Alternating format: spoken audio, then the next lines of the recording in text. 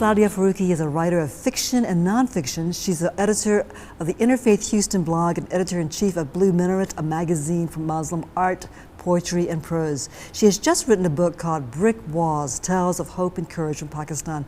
And each of these short stories gives a view of Pakistan told with empathy and kindness.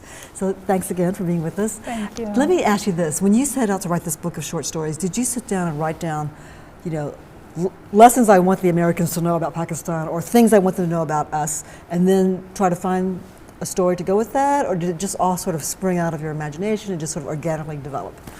I have to be honest, it was very organic. I did not set out to write many of the topics that I did end up writing about. It was very much impromptu. I sat down, I know I wanted to write something. And I do write short stories a lot other than this book as well that have been published elsewhere. So it was very much, let's start with some issue and then let's see where it goes. And a lot of times, writers will tell you they're surprised by their own characters. There have been some certain things in that book that I was not expecting to happen.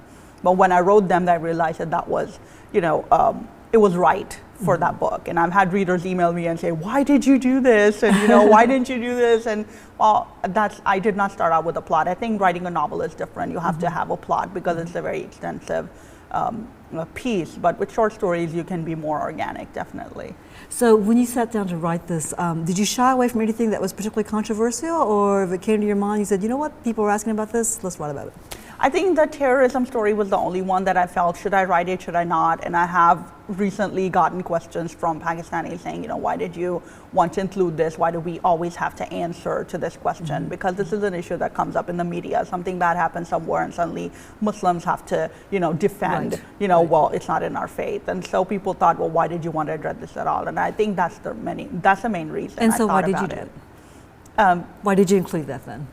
I think that it's tinged with controversy. It's a question that I get so much. So why not acknowledge it? Why not? I'm not the kind of person who's going to joke about it and say, oh, well, I'm not responsible for what somebody else did. But I do, because I may be the only Muslim or the only Pakistani, or this may be the only book you ever read about Pakistan. So I feel a certain sense of responsibility. I love your book, and even, I'm not Pakistani, and I don't know, I've never been there, but I love reading your stories about it. So I think you don't have to be of that culture to identify, in other words. It's just good writing and good stories and good tales, and you can relate to it, even though the culture is very far away, you know people who show that kind of courage or that kind of kindness to someone. Your very first story does an excellent job of portraying extreme poverty. And by the time you read that, you just think, wow, there are people in this world who actually are that poor. Is that right? Absolutely, absolutely. And that desperate. And that was the main aim of my book. It's set in a different culture, but so what? Human beings are human beings no matter where you live. You can read it and feel this could happen to me, or I know someone who's gone through this.